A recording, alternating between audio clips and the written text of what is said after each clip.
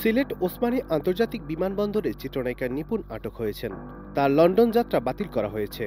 শুক্রবার 10 জানুয়ারি সকালে বাংলাদেশি বিমানের লন্ডনগামী একটি ফ্লাইটে ওঠার প্রস্তুতির সময় তাকে আটক করা হয়। ইমিগ্রেশন পুলিশে জানায়, জাতীয় নিরাপত্তা গোয়েন্দা সংস্থা এনএসআই চিত্রনায়িকা নিপুণের লন্ডন যাত্রার বিষয়ে আপত্তি তোলে। এরপর বিমানবন্দর কর্তৃপক্ষ তাকে জিজ্ঞাসাবাদের জন্য আটক করে। নিপুণের পাসপোর্ট ও অন্যান্য নথিপত্র পরীক্ষা নিরীক্ষা শেষে তার লন্ডনগামী ফ্লাইট বাতিল করা হয়।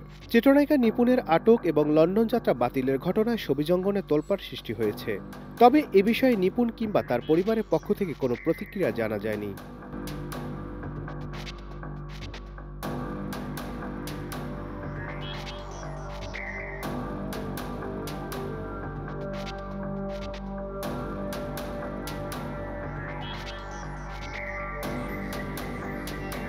Nadim Hasan, channel I.